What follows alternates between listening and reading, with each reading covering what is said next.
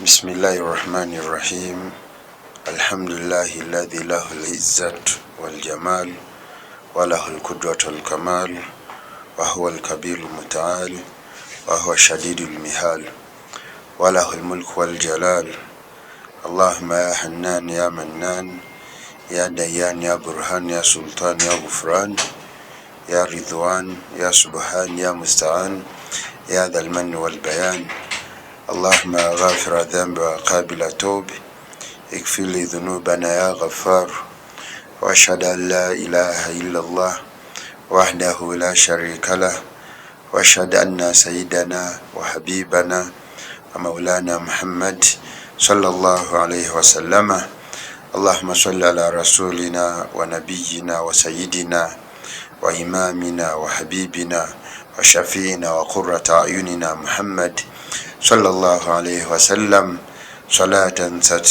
صلاة ساتات البهاء جميلة السناء بهيرة الرواء. السلام عليكم ورحمة الله وبركاته. الحمد لله abatulaba mwenna ku Labaika Islam Media tubebaza okuba nti mugezezaako nnyo okusubscribinga n'okwongera okubeera nti mubeerako nnyo okubeera nti tujjukanye n'eddiini yaffe era nga ntandise n'okubeera ntendeeza Allah ow'ekitiibwa yadeservinga okubeera nti buli wokeera ku makya ogamba alhamdulillah ala kulli hali ntwebaza Allah olw'embeera yonna yonna gy'aba akuyisizaamu nabwekityo mbakubiriza okwagala ekitiibwa Muhammad sallallahu alayhi wasallama n'okumusalira n'okugezaako okubeera nti tukola nga nabbi waffe Muhammad sallallahu alayhi wasallama oyakola kuba mu butuufu yatugamba enyi nabbi Muhammad sallallahu alayhi wasallama walladhi nafsi biyadi la yu'min ahadukum hatta akuna alayhi walladhi nafsi biyadi la yu'min ahadukum hatta akuna ahabba ilayhi min walidihi wa waladihi wannasi ajma'in. Nabbi waffe atongera n'atugamba nti omuntu yenna yenna tasobola kubeera nti oba mukkiriza okutuusa ng'oyagadde nabbi Muhammad sallallahu alayhi wasallam okusinga bw'oyagala abaana bo okusinga bw'oyagala ekintu kyonna kyonna. Nabwekityo mbalamira okubeera nti temuva mu kubeera nti mugobererwa ekitiibwa Muhammad sallallahu alayhi wasallama. Tandika n'okukuutira emyoyo gyaffe omwoyo gwange n'ogwammwe kubeera nti baneemutya Allah. Fattakullah mastataati. Mbalamira okutya Allah, balamira okweraliikirira Allah, balamira okufuba okulaba nti fiilul khayiraat mukola emirimu mirungi watarukul munkaraat muleka ebyo Allah byonna byabeera nti atuziyiza okubeera nti tukola. Alhamdulillah tukomyewo ate n'omulimu omulungi gwe tubeera nagwo gwe tusaba Allah ow'ekitiibwa endakhara riya. Allah tukwegerera nga tukusaba guno omulimu guyingiramu okubeera nti riya okweraga, shakka okubuusabuusa obunanfuusi oguyingiramu embeera yonna yonna etali nnungi. Allah tukwenenyiza tukusaba obeere ng'otusaasira, obeere ng'okukkiriza, obeere ng'okuteeka mu minzaani ebirungi byaffe insha Allahu taala. Alhamdulillah omulundi ogwayita twagezaako okubeera nti tutunuulira obutya omuntu bw'asaba bwe twatuuka ne tugamba ddwa okusaba kuno butuufu ibaada eteekebwa okubeera nti omuntu amanya ebiseera by'asabiramu, engeri gy'asabamu n'engeri gy'asembera eri Allahu jalla waala. Era twatunira ebintu bingi nnyo paka bwe twatuuka ku kye bayita adhikaari assabaha wal masaa ne tutandika ne tugamba nti omuntu yenna yenna musomo ogwayita yandibadde ng'olunaku oluggulawo nakubeera nti otendeeza Allah. Allah atukubiriza n'atugamba nti no bannaye munjogereko. Omwogerako otya ng'otandise n'adhikaari eza swabaha ze twagamba nti nezo adhikaari omuntu yenna yenna aba azeekutteko ebanga gye bayita emmere y'omwoyo ey'olunaku. N'omuntu nti omuntu aba yeekutte ku adhikaari ezo butuufu abeeranga amaze okufuna protection okuva eri Allah. Buli omu yandiyagadde okubeera nti entambula ye yonna yonna atambula ne Allahu jalla waala ng'emukuumiwe ow'enkomeredde. Bantu bangi baba ne ba bodyguards ne Allah, ba bodyguards nga bwe bali bamukuuma nga bwe muwulira abantu abakulu alina emmotoka nnyo ezimukuuma naye wallahi Allah n'amuleetera abantu ne bakuba abamukuuma naye ne bamukuba. Bangi muffe abantu abagezaako okubeera nti ku nnyumba zaabwe ne bateekako abasirikale ab'enjawulo, ne bateekako amatala, ne bateekako kamera, ne bateekako buli kimu ky'omanyi nti kya bukuumi, naye nga wallahi Allah waba aleese omuntu okubeera nti abakuba, Allah waba aleese omuntu yenna yenna okubeera nti abatuusaako abalabe, abatuusaako obulabe. So omuntu yenna yenna wandibadde nze naawe twandibadde omukomi waffe owenkomeredde huwa Allah, twandibadde omukomi waffe owenkomeredde Allah, kuba huwa alqawiyu, Allah yowamaanyi, ate huwa alaziz, Allah wamaanyi, huwa alazim, Allah wanjawulo. So mu butuufu omuntu yenna yenna yandibadde omukuumi owenkomeredde ya Allahu jalla waala, gwabeera nti mu butuufu yeesigamira mu mbeera yonna kubeera nti amuwa obukuumi. Netunuulira nti omuntu okufuna obukuumi obwo obw'olunaku obutakuba biiso olina tandika ne adhikaari eza sabaha. Alhamdulillah, twatunuulira mu kaseera akayita adhikaari ya sabaha nti nabbi waffe Muhammad sallallahu alaihi wasallama yatandikanga ne ssuura essatu, era ku ssuura z'essatu twatunulako kul huwa Allahu ahad. Gye mbakubiriza baganda bange abandaba, mwenna abampuliriza, mwenna abali mu mbeera yonna yonna, mbeera ng'olulimi lwo teruva ku suratul ikhlas, ozuukuse kiro okidde ku makya, mu mbeera yonna yonna oli mu kutambula kwonna kw'otambula, gisome mu mbeera yonna nga bwe taatunula obulungi bwayo obungi ennyo, nga kumu obulungi. Twagamba nti nabbi waffe Muhammad sallallahu alaihi wasallama yasanga omusajja lumu ng'asaba Allahumma inni as'aluka bi annaka anta Allahu al-ahad as-samad alladhi lam yalid wa lam yulad wa lam yakul lahu kufuwan ahad, ng'asabisa essuula eyo n'agamba oyo Allah amaze okubeera nti amwanukula ekyo kyagenda okubeera nti asaba. Ne tutunulira suratul falak, era ne tutunulira obulungi bungi nnyo. Mbumu ku bulungi bwe twatunuulira, alhamdulillah, njagadde buli wamu nzijeyo ensonga ey'amaanyi ennyo ku ssuura.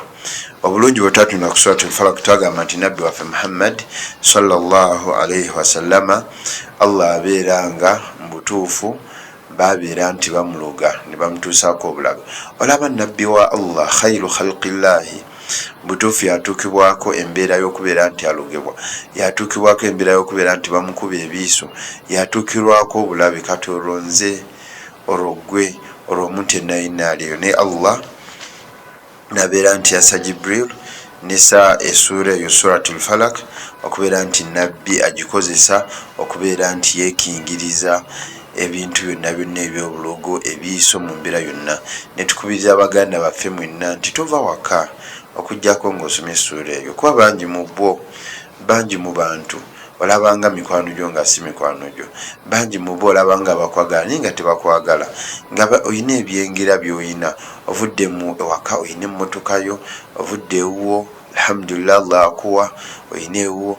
Bangi mu bo tebalina waka, bangi mu bo tebalina mmotoka, bangi mu bo balina embeera mu butuufu nga yonna yonna yonna yeetaaga okubeera nti gwe nga omwana Adamu ogezaako okubeera nti weekingiriza ne suratul falak ebiiso. Twatunuulira okubeera nti mu ssuura ezo zaali bbiri, era essuura gye tugenda okutunuulira olwaleero tugenda kutunuulira inshallah suratul nas, nayo nabbi waffe Muhammad sallallahu alaihi wasallama naye yali mwezi essuura Allah ze yamuwa okubeera nti azikozesa okubeera nti azirwanyisa nazo abo abantu abamukuba ebiiso. Bakubiriza mwenna abatulaba essuura ezo nga bweziraba essuura essatu ezisembayo mu Quranil Karim, suratul ahad, suratul falak ne suratul nas, okubeera nti bannaye tuzeekwatako. Hatta n'olaba amakulu olaba nga amakulu mu butuufu, qul a'udhu birabbi nnas, Allah agamba nti bagambe nti a'udhu birabbi nnas, nti weekingiriza nti oba osaba obukuumi okuva eri oyo rabbu nnas, omulezi w'ebitonde byonna, okuva eri eyo Mukama omulabirizi w'abantu bonna, ilahi nnas, oyo asinzibwa abantu. Fenna kimanyi teri asinzibwa, la ma'budu bihaqqi illa Allah. Abantu bonna bonna n'obasanga buli omu agamba nze mu butuufu Allah akimanyi gy'ali, Allah ali omu, naye nga mu butuufu batagalira wano butabe balina okusinza Allah. Ne Allah agambye maliki nnas, ilahi nnas, qul a'udhu birabbi nnas, maliki nnas, omufuzi waki, omufuzi w'abantu, maliki yaumiddin, kabaka olunaku lw'enkomerero, omufuzi w'abantu, kabaka w'abantu, ilahi nnas, asinzibwa abantu bonna, min sharri lwaswasi lkhannas, min sharrin waswasi lkhannas. Osaba Allah w'ekitiibwa abeere nga akuwonya obubi obwoyo alabankanya abantu, shaitani rajim. Fenna kimanyi nti nno era nosaba alladhi waswisu fi suduri nnas, eyingira n'emitima gy'abantu nebeera nti mubutuufu, kuba twatunulira nti ffe nga ffe abantu Allah atuwa amagezi n'atuwa ne kibayita shahwa. Eyo shahwa yetuleetera obuzibu, shaitani weeyitira nebeera nti egezaako okubeera nti etulabankanya, okubeera nti etujja mu mulamwa, era nga Allah abeera nti yatuwoningadde, yatugamba inna shaitana lakum aduwun fattakhidhuhu aduwa. Yatugamba dda Allah mu lubereberye ng'amaze okutonda Adamu alayhi salamu. Adamu Allah amaze omutonda, shaitani eganye okubeera nti envunamira. Allah shaitani agigobye mu kusaasira kwayo, nebeera nti yo yeewera okubeera nti egenda kugizaako, okubeera nti efuna abantu abasobola okubeera nti bagyeyungako. So omuntu yenna yenna wandibadde okimanya suratu nnaasi eno ekuyamba okubeera nti mubutuufu omulabe wo namba 1 olunaku woba ogisomye, min sharri waswasi lkhannas alladhi yuwaswisu fi suduri nnas min aljinnati wannas. Ekuwonya omulabe basobola okubeera nti ayita mu sitaani, okubeera nti mubutuufu ekulabankanya, okubeera nti ekujja ku mulamu abantu bangi, era omulaba olunaku lulamba nolaba nti mugayaavu. Naye kenyini kera ku makya ogambe lwaki leero ndi mugayaavu, ndabika adhikariza swabaha sazisomye bulungi. Naye mbakubiriza oba oli mu motoka yo, tambula mpola mpola ng'osoma essura ezo, qul a'udhu birabbi nnas, maliki nnas, ilahi nnas, min sharri lwaswasi lkhannas alladhi yuwaswisu fi suduri nnas min aljinnati wannas. Nabbi waffe Muhammad sallallahu alayhi wasallam era twatunulirako eno hadithi, idha awa ila firashi, we yalinga agenda mu buliri ng'agenda okwebaka, yasoma essura eno era twagamba qara ikhlas, qul a'udhu birabbi, qul huwa allahu ahad, nasoma qul a'udhu birabbi lfalaq ne qul a'udhu birabbi nnas. Era nga twalabye ebirungi ebiri mu suratu lfalaq, ebimu byagala ofaanagana ebirungi ebiri mu suratu nnas, kuba ezo essura ebbiri zasindikibwa nabbi waffe Muhammad sallallahu alayhi wasallama okubeera nti yeetaasa ku balogo ku mbeera yonna yonna. Bakubiriza okubeera nti bannayi mu mbeera yonna yonna weesigamire Allah, tova waka totuuka ku mulimu okujjako nga mu butuufu oyingidde edduuka lyosoma essura ezo. Nabbi waffe n'abamanyi bonna yarawuna baalaba nga mu butuufu kiri mustahabbu okubeera nti qiraatul ikhlas wal falaq wan nas fi duburi kulli salat. Kyandibadde kyetaagisa mu butuufu buli luvannyuma lw'esswala okubeera nti omuntu yenna yenna ogezaako nnyo okubeera nti osoma essuura ezo nga wooziraba essatu. Alhamdulillah, tugenda kwongera mu maaso okutunuulira essura endala nabbi waffe Muhammad sallallahu alayhi wasallam. So kiraga nti mu adhikariza swabaha ez'olunaku nabbi yatandisanga ne Qur'ani, era aya endala gy'atalekawo mu adhikariza swabaha wal masa ye ayatu gye bayita ayatul kursiyu. Ayatu al kursiyu nabbi waffe Muhammad sallallahu alayhi wasallama yagisomanga gye bayita ayatul kursiyu, era oba otulaba ng'olina Qur'ani osobola okubikkula.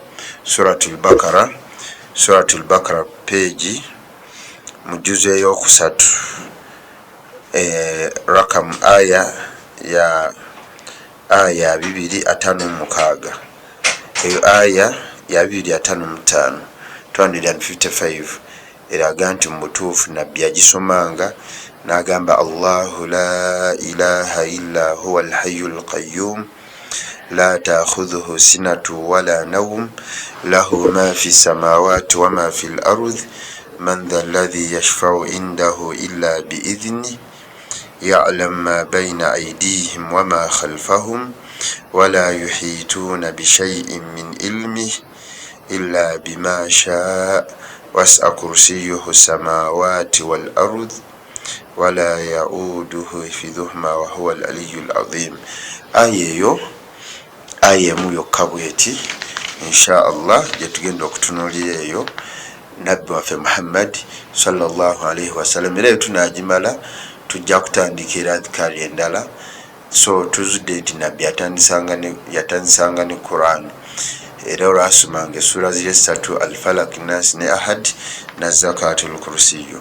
Olw'obukulu bwayo obungi ennyo abamanyi batunuulira, waliwo omumanyi omu gwe bayita Ali ibn Abi Talib, khalifa owokuna musiraamu era omu ku baganda ba nabbi Muhammad sallallahu alaihi wasallama, kuba ali mutabani wa muganda wa taata wa nabbi Muhammad sallallahu alaihi wasallam, gwe tumanyi obulungi ayitibwa Abi Talib.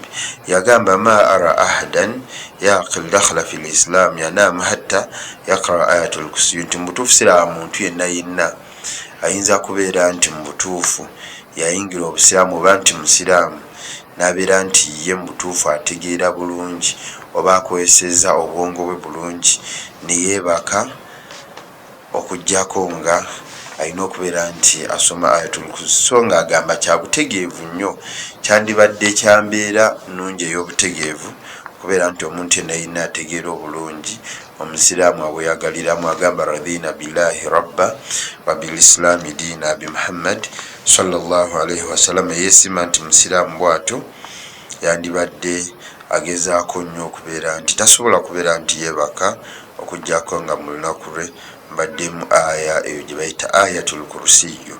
Gwe wenna atulaba noonyereza, era kyandibadde okifuula nti kyatteeka mu Quran n'oba tolina kyomanyiimu, oba n'oba nga olina essuula z'omanyiimu, gwe lwana nezino essuula zenjogedde obeere ng'ozimanyi, kuba nabbi waffe Muhammad sallallahu alaihi wasallama gw'oyagala ennyo, gw'ogoberera.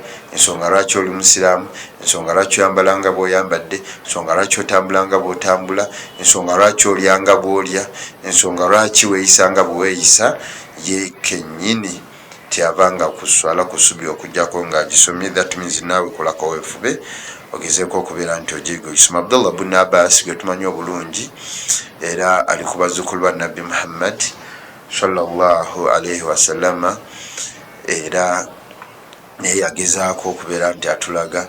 Ne Abdullah ibn Abbas fenna tumanyi bulungi nti mu butuufu bwe tubanga tugezaako okubeera nti tunnyonnyola ebigambo ebimu ebya Qur'ani, fenna twesembesa okunnyonnyola kwa Abdullah ibn Abbas, kuba nabbi waffe Muhammad sallallahu alaihi wasallam amusabira Allahumma faqihu fi ddin, Allah nkusoberenga ono omutegeeza omunywereza ku ddiini, obeere nga omutegeeza eddiini abeere nga akitegeera bulungi, walimuhu tawiri, era nkusaba Allah ow'ekitiibwa obeere nga omuyigiriza okubeera nti avuunira ebigambo byo ebya Qur'ani. Yatugamba mu tafsir ashraful ayati mbu aya esinga okubeera nti yakitiibwa mu Qur'ani al-Karim huwa ayatul kursiyu, ye ayatu al-kursiyu gye tusomye etandika bwetyo Allahu la ilaha illa huwa al-hayyul qayyum.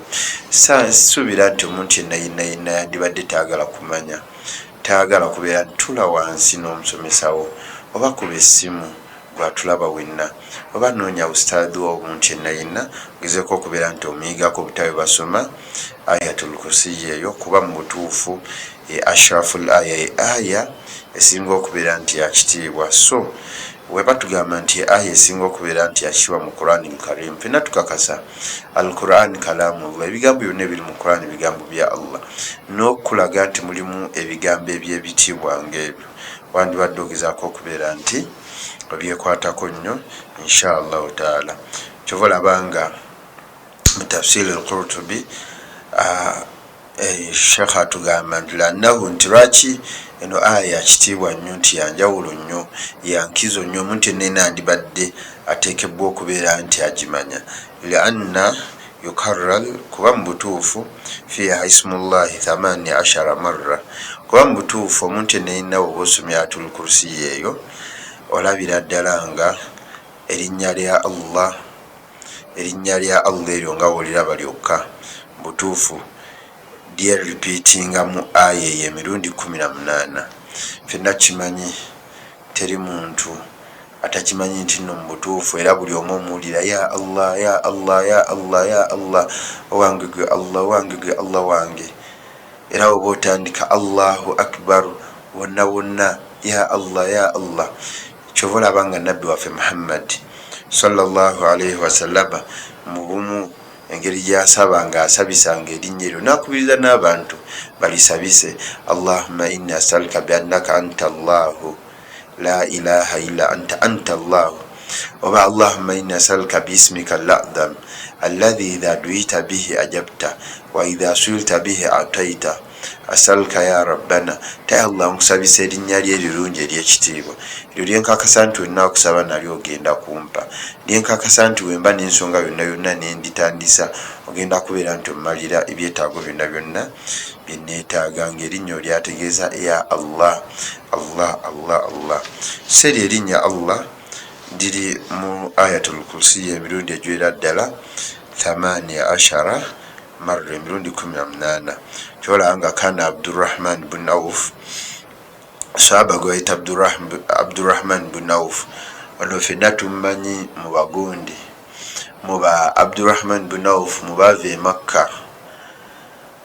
Makka ba muhajirina najja e Madina ne batuuka y'omu ku bo ngebawe ebintu n'abigaana n'agamba anze mundage wali katale ngende kuba manyi byenina okusoma nanyi byenina okuva ewaka nga nsomye Allah okumpa riziki era ali omu ku basajja abagagga Allah era bambashirina biljanna Allah byasuubiza ejjana so mu mbeera yonna yonna kana Abdurrahman bin Auf idha dakhala manzila Abdurrahman bin Auf alayingire ewaka ewuwe nawe nkubira buli woyingire ewaka ewuwo qara fi zawayat yabeera nti mu busonda bw'ennyumba ye asomeramu ayatul kursiyo nenkubiriza banneetuuka ewaka tomaguka sooka otole salaamu nga bweri enkola n'ennaku zino wallahi Allah atusaasire busaasire ennaku zino omuntu abeera ne stress mungi n'amugja ku mulimu n'atuka butuusi waka stress neyeyongera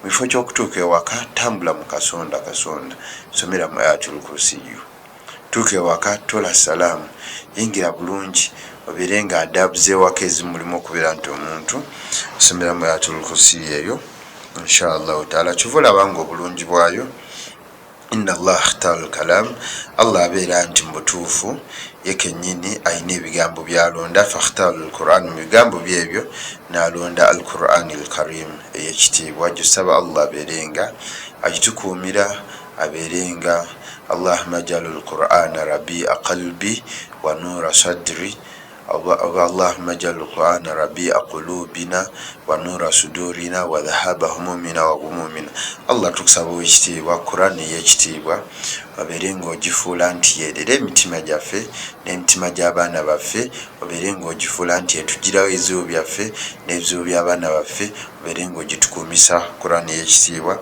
waruzukuna tilawatahu ana alayli wa atrafa nahari tukusaba Allah otuteeke mu abo abagisoma emisana n'ekiro ng'abasahaba bwe bagisoma kuba Allah butuufu fakhtaaru min al-kalam fakhtaru al-Qur'an migambo bye birungi yalonda mu Qur'an al-Karim fakhtaru minhu suratul Baqara era Allah nalonda mu suratul Baqara fakhtaru ayatul kursi nalonda mu aya y'ekitiibwa mu aya zonna eza suratul Baqara eziwera ddala 280 n'ekintu ate nga suratul Baqara lwe tunajja insha Allah ne tunuulira enkizo yaayo obulungi bwayo embeera yaayo tujja kutunulira nti ya muwendo nnyo era omuntu yandibadde nga mu sura z'amanyi mulimu ne suratul Baqara olw'obulungi bwayo nabbi waffe Muhammad sallallahu alaihi wasallama mu kuwa obukumi nga yo yonna ewaka ne Allah mu suratul Baqara fakhtaru yalondamu ayatul kursiyo wakhtaru albilad fakhtaru alharam mu nsi zonna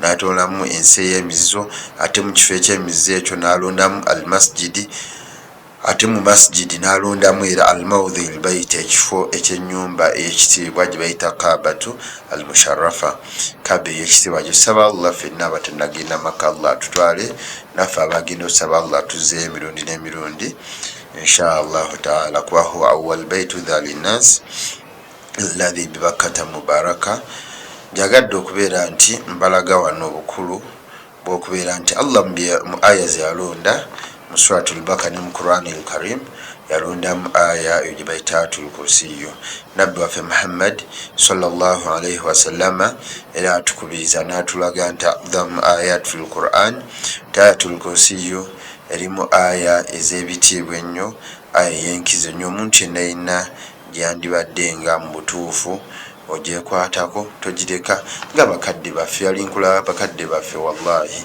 nga taba ku swala zonna, ng'olumala subuhi Ayatul Kursiyu nagisoma, nadhikari nazeeta, zuhuri olumala Ayatul Kursiyu nagizeeta, asiri n'ennaku zino. Allah atusaasire obusasiro, nsaba Allah abeere nga atwa hidaaya. Omuntu yenna yenna obeeraawo nova mu bundi, obeerawo mu butuufu, Allah nakusaasira, nosala esswala eno olina amasimu agakubira oba swala baba salamu assalamu alaikum warahmatullah, ne salaamu eyokubiri oluusi togikima, nodduka mu ssimu, nodduka ku ssimu yo nova mu swala. Naye ng'ali nkola abakadde baffe bonna kubeera nti mu butuufu esswala zaabwe zonna tebazivangamu okuggyako nga dubri hatha swala, emabega y'esswala eyo nga bamuziswala basomeddemu Ayatul Kursiyu.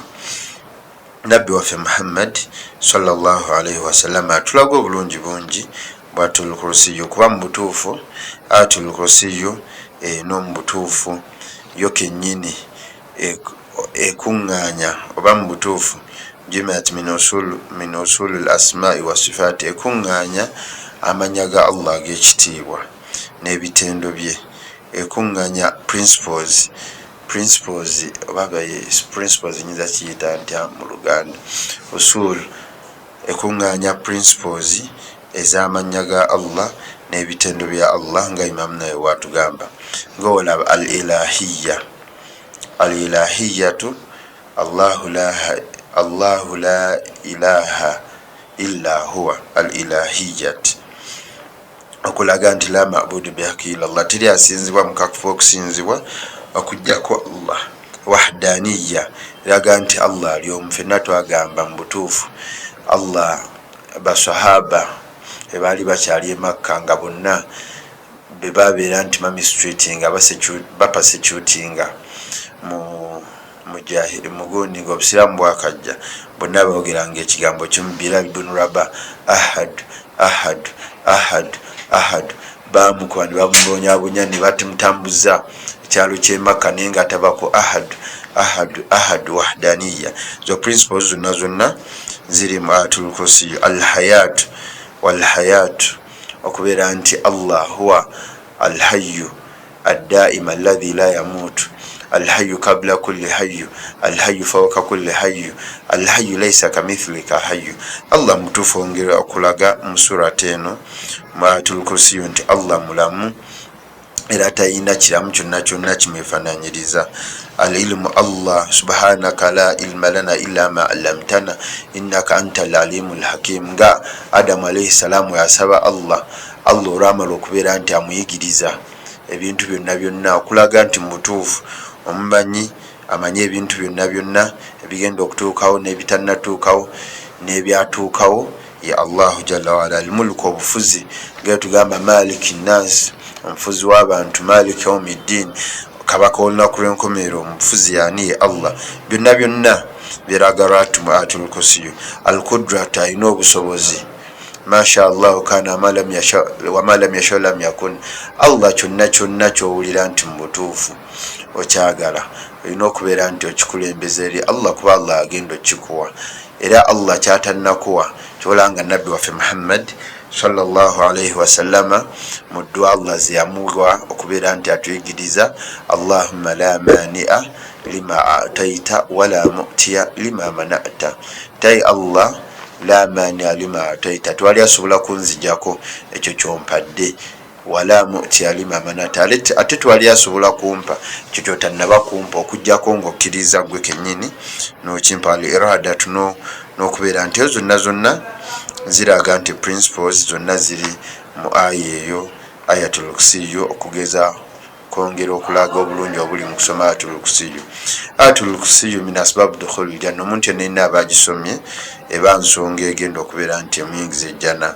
Mu hadithi ya Abi Amama qala sallallahu alaihi wasallam, aga maktuba lam bachwandika mu kitabo ekya Nasai, lam yamnahu min dukhuli ljanna illa an yamuta. Omuntu yenayina abasomye ayatul kursiyu tewali nsonga yonna yonna ebyemugana kubeera nti ayingira ejjana okujjako okufa. Ate ffenna hadafu yaffe, gooli yaffe, ensonga zaffe zonna tuzikola nga twagala alfawza biljana, twagala obuwanguzi obwokubeera ntuyingira ejjana. Abeere nga agituwa, abeere nga atuokola emirimu. Ffenna tuli awo tatunuulira nigamba omuntu yenna yandibadde yeegomba okukola emirimu egimusembeza okubeera nti ayingira ejjana. So mu mirimu egiyinza okusembeza okubeera nti oyingira ejjana mulimu okubeera nti okeera ku makya n'osoma ayatul kursiyu eyo nga gye twatansinewo nga tusoma.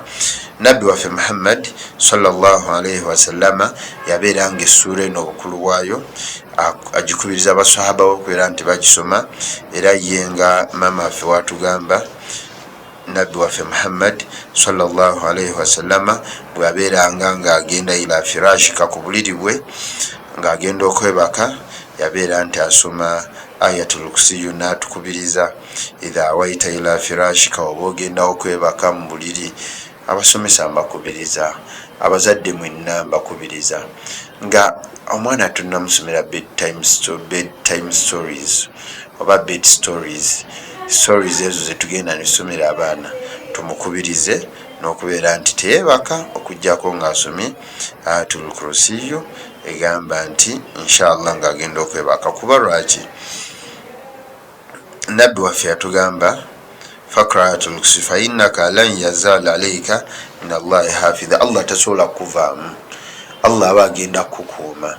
Ate mu bye twatunuulidde nti omuntu n'obeera ne basukaali batya, n'obeera n'abapoliisi batya ku geeti, wallahi tubalabyeko bangi nga balina abapoliisi, balina obukuumi, balina embwa, balina buli kimu, ne Allah n'abaleetera omulabe n'abalumba n'abattira mu kiro. So gwe beera n'omukuumi nga ye Allah w'ekitiibwa. Era wala yuqarribna mbutuufu nabbi n'agezaako okubeera nti era atugamba nti ne shayitaani yennyini tesobola kubeera nti okusembeera mu kiro ekyo paka ng'obudde bukedde. Era ebiseera ebisinga olaba abantu abaddiringana ennyo kubeera nti basala subehi mu jjama, n'omanya nti ono alabika alhamdulillah oyo atuuse okubeera nti yebaka, Allah amusobozesa okubeera nti ajjukira okubeera nti asoma ayatul kursiyu, nabwekityo n'abeera nti Allah amusobozesa okubeera nti azuukuka okusala salatul subehi fi jjama. Nga tukyagenda mu maaso alhamdulillah tugenda kukoma kubeera nti tunnyonnyola amakulu aga ayatul kursiyu. Ayatul kursiyu eno eyina adadu kalimat ayatul kursiyu eyina ebigambo 50 ebigambo. Adad kalima eyina aya 5. Adad kalimat ayatul kursiyu eyina bye bayita ebigambo. Adadu hurufa eyina ebigambo eyina ebigambo 5. Adad kalimat ayatul kursiyu eyina ebigambo nga byo Allahu la ilaha illa hu ebigambo 50. Wa adadu hurufa eyina ennyukuta tetugamba eno nyukuta alif ba utau ennyukuta 18. Wa thawabu n'empeera omuntu zaafuna abagisomye abaafuna empeera mu butuufu 1800 abasomye ayatul kursiyu kuba ena hurufu 18 hurufu zaayo. Mbeera yonna mbakubiriza nga nabbi watugamba man kara harufa fi kitabi, omuntu yenna asoma ennyukuta emu mu kitabo kya Allah, Allah amuwa empeera 10. So buli nnyukuta gy'osoma ayatul kursiyu osigala era oganyulwa ng'ofuna empeera ezo zosaba Allah ow'ekitiibwa abeere ng'azituwa ng'azitukuumira inshallah taala. Era ayatul kursiyu batugamba tashtamilu ala 10 jumla, eyina sentences ezeyawulidde nga sentence 10 jumlat mustaqilla kullu jumla laha ma'an azim. Buli sentence yonna nga gyeyina sentence ezeyawulidde ziri 10 ate nga buli sentence mu butuufu eyina amakulu ag'amaanyi ennyo getugenda okubeera ntutunuulira inshallah taala. Wa 5 asma'u min asma'illah, ejjudde amanya ga Allah ageraga mu lwatu Allah ge yatugambako, waliwo amanya Allah gatatugambako ngera tujja otunuulira, nejjudde amanya ga Allah amanya 5 era nga mulimu Allahu Al-Hayyu Al-Qayyum Al-Aliyyu Al-Azim. Gonna amanya ga Allah ag'ekitiibwa. Bwe tuba tugenda Allahu la ilaha illa huwa, yo sentence esooka egezaako gamba la ma'budu bihaqqi illa Allah subhanahu wa ta'ala, teri asinzibwa yonna mu bukakafu bw'okusinzibwa okuleka Allah jalla ala. Bangi abasiza ebintu ebirala naye si kituufu okubeera nti balina bye basinza ebitali Allah. Omuntu yenna ateekebwa okubeera nti asinza Allah wa kitiibwa, asinza Allah yekka. Era wama khalaqtul jinni wal insi illa liya'budun. Allah nga bwagamba nti mutuufu saatonda amajini n'abantu okujjako ensonga yabeera nti ebatonza kwe kubeera nti bansinza. So la ma'budu bihaqqi illa Allah subhanahu wa ta'ala. Zaako okulaga nti teri muntu yenna ayina kubeera nti asinza ekitonde kyonna, buli omu ayina kubeera nti asinza Allahu jalla ala obukulu. Era kikulaga mu hadithi Aisha gyatugamba nti nabbi waffe Muhammad sallallahu alayhi wasallama makatha 13 sana fi Makka, awangala mu Makka myaka 13 yaddu nnansa ila tawhidi, ng'akoola abantu okubeera nti beesinza Allah emyaka 13. Obukulu bwa shahada, obukulu bw'ekigambo ekyo la ilaha illallah. N'amaliriza ng'atugamba man kana akhiru kalamihi la ilaha illallah. Omuntu yenna bigambo bye n'osembayo mu bigambo byo n'osembayo la ilaha illallah dakhala aljanna, Allah akuyingiza ejjanna. Allahu la ilaha illa huwa, Allahu la ilaha illa huwa al-hayyul qayyum. Al-hayyul qayyum, Allah natulaga al-hayyu al-qayyum alladhi lahu al-hayatu ad-da'ima wal baqa'u. Oyo Allah mbutuufu yali omulamu ng'ebiramu byonna tebinnabaawo. Ngetugamba Allahumma ya hayyu kabla kulli hayyu, ay Allah gw'omulamu yaliwo ng'ebiramu byonna tebiriiwo. Ya hayyu baada kulli hayyu, era gw'omulamu agenda okubeerawo ng'ebiramu byonna bivuddewo. Ya hayyu laysa kamithilika hayyu, gw'omulamu atalina kiramu kyonna kikwefaanaanyiriza. Ya hayyu fawqa kulli hayyu, gw'omulamu ali waggulu w'ebiramu byonna. Ya hayyu la ta'khudhuhu sinatu wala nawm, ay Allah gw'omulamu atasumagira era atasobola kubeera nti akolaki yeebaka, nga bwe tujja okutunulira. Era kiraga mu lwatu nti mutuufu suratu eno ayatul kursi eraga nti Allah mulamu daiman wal baqa, era agenda osigalawo alladhi la awwal lahu wala akhira lahu. Mutuufu kyongera okulaga nti Allah mutuufu yaliwo olubereberye, era Allah ge agenda osigalawo mu mbeera yonna. Abatunda ebisozi zaffe eza Adamu alayhi salam mwandibadde mutunuulira lwaki ensonga Allah atonda abantu. Twasooka kubeera nga n'abantu tetuliiwo, ng'aliwo magege waliwo majinni. After like 2000 years and more than 2000 years, ne Allah n'agamba kantonde oneki inni jailu fil ardi khalifa, kantonde mu nsi muno nteekemu omusigire omuntu, ng'etutunuliramu episozi zaffe ezo Adamu alayhi salamu, ensibuko y'omuntu. Kyolanga mu dduwa nabbi waffe Muhammad sallallahu alayhi wasallam ebigambo byawo Fatima lumu ya bamala ebbanga ewaka. Era mu butuufu wano tuyigamu okubeera nti omuntu yenna wandibadde obeera ne kye bayita swabura, okugumiikiza mu mbeera yonna. Fatima taata we ye nabbi Muhammad sallallahu alayhi wasallam yakulira kumpi, yakulira abasiraamu. Essaawa eyo ye mufuzi, ye president, nga tuyinza okuyita president kabaka. Essaawa eyo yakulira, tasobola kulagira kintu kyonna nekitakolebwa mu mbeera eyo. Ali bun Abi Talib muganda waki, ebiseera ebisinga omuntu obeera na muganda wo mu magye, obeera na muganda wo ku poliisi, gwe wallahi n'obeera nti ofuuka ekizibu mu society. Omuntu abeera bubeezi na muganda we, omuntu abeera bubeezi na muntu si na muganda wo, omuntu obeera bubeezi na jjajjaawo, oba obeera bubeezi na muntu nga mukwano gwo si na muganda wo mu gavumenti. Gwe n'obeera nti buli omu agala okukola ki, omulinnya ku mutwe, n'obeera nti otambula wenna, olina kiburo, olina okubeera nti oli proud, oli arrogant, weeraga, n'obeera nti ogezaako okweyisa mu nneeyisa etali bulungi.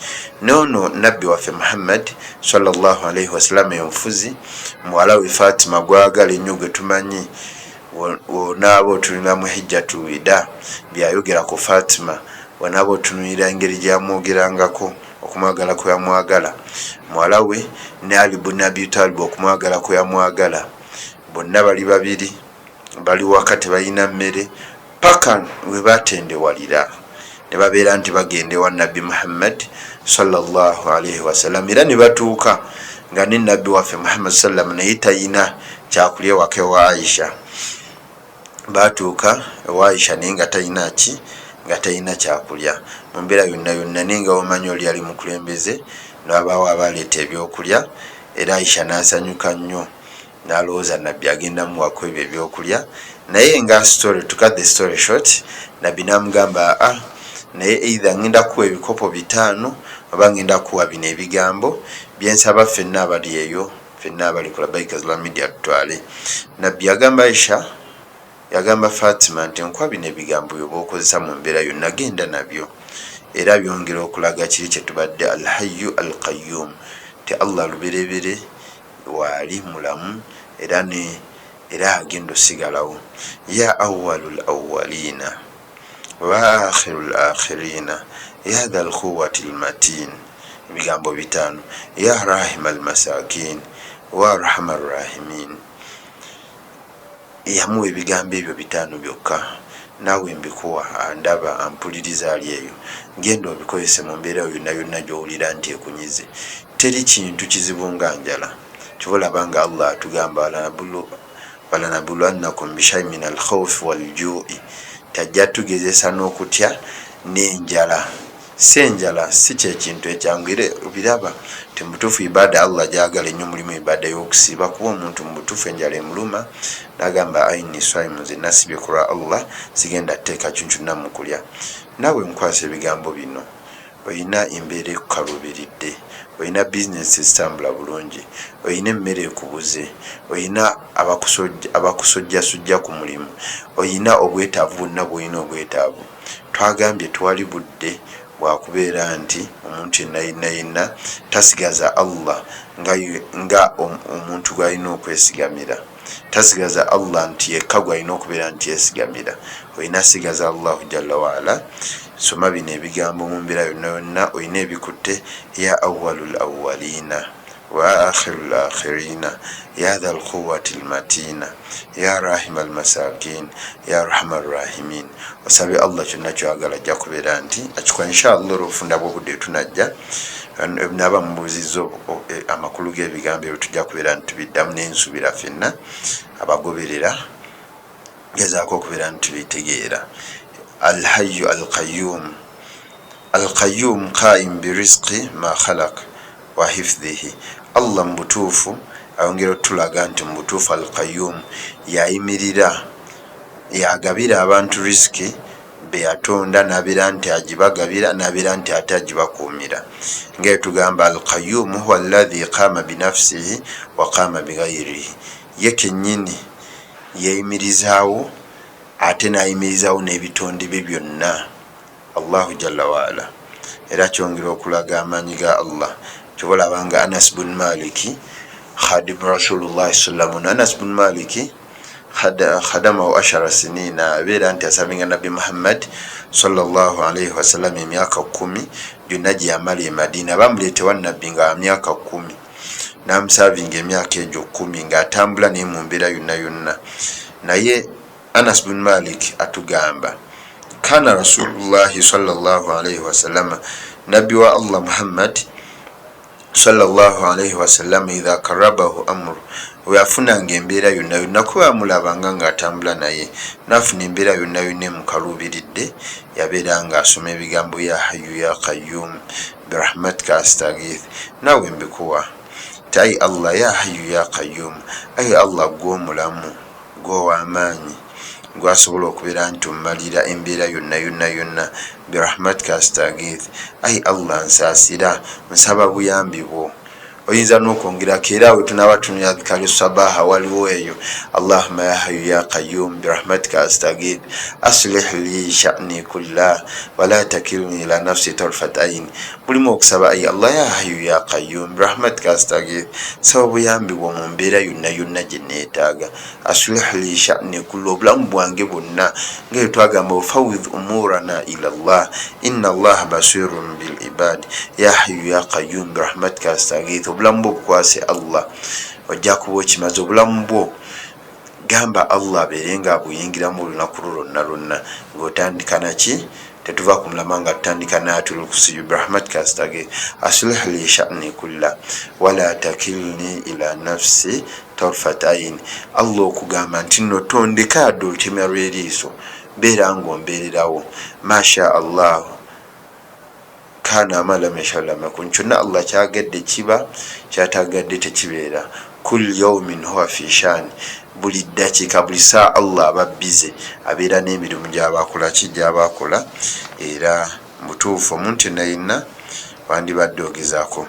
era kyongero tulaga nti gano ng'olaba alhayyu alqayyum manya ga allah ate amanya ga allah mutuufu mangi nnyo la alam adaduha illa allah. era twali muntu agekyenda mu omwenda getumanyiko geego getujja mu bitabo getujja ne mu hadithi naye okulaga nti nabbi waffe muhammad sallam hadith ibn masud yalaga nti mu butuufu omuntu yenna waba afunye ekizibu kyonna idha swaba hamma wa hazna ekizibu kyonna n'atuula ku musaalo n'agamba eno edduwa nabbi gyatugamba okusoma eraga nti mubutuufu amanya ga allah agasinga gonna mubutuufu allah alina amanya gamanyi nga ffe tugamanya allahumma inni abduka ibn abdika ibn ammatika nasiyati biyadika madhi fiya hukmuka adlun fiya qadauka as'aluka bikulli ismin huwa laka kyembadde njagala okujjamu as'aluka bikulli ismin huwa laka samaita bihi nafsaka au anzaltahu fi kitabik au istatharta bihi fi ilmi lghaiba indak an tajala alqur'ana rabi'a qulubina. njagadde kujjamu yo area eraga nti allah mutuufu alina amanya ge mangi agamu yageyita mu bitabo agamu tuyinza okuba nga tetugamanyi naye mu mbeera yonna yonna allah alina amanya mangi n'ebitendo bingi byosaba allah owekitiibwa ffenna tubeere nga tugezaako okusoma atul kursiyu. allah ongera maaso n'atugamba nga tumaliriza inshallah tujja kujja olunaku olulala tubeere nga tumalayo atul kursiyu eno la takhudhuhu sinatu wala nawum. era oba ogezaako okulaga nti mutuufu allah tasumagira allah yadde tasobola kubeera nti wala nawum la khudhuhu nuasu faanas wala nawum fastaqilu nawman. allah tasobola kubeera nti asumagira ngaolaba omwana adamu allah atonda ekiro okumanya nga kyakummula. era mutuufu omuntu n'oba okola kiro ffenna kimanyi abaali bakozeko shifuti z'ekiro abangalira ebweru era otuuka ekiseera kusanga 8 notandika osumagira ffenna kimanyi abaali basuzeeko mu mbeera yonna yonna yonna ng'osula otunula otuuka ekiseera n'osumagira. accidents meka ezituukawo ng'abantu basumagidde okkubo nga babadde bavuga kiro.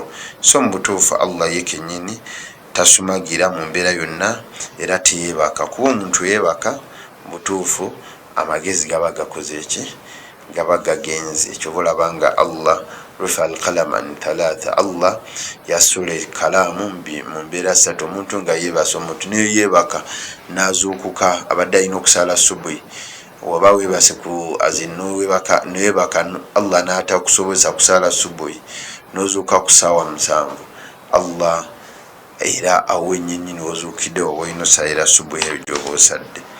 so mutuufu nabbi waffe muhammad sallama ye kennyini agamba inna allah azza wajalla anam wala yambagi lahu ayanam. allah teyeebaka era tasobola kubeera nti agezaako yadde okubeera nti asumagira oba yeebaka.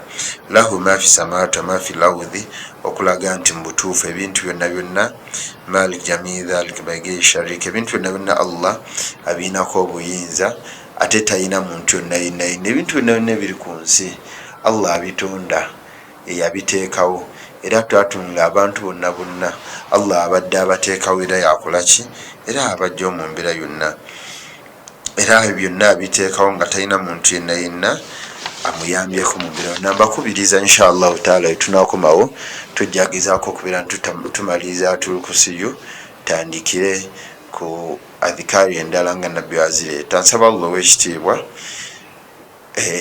adhikari zaffe bitujjukanyiza nabyo abeere nga bitwamu obulungi.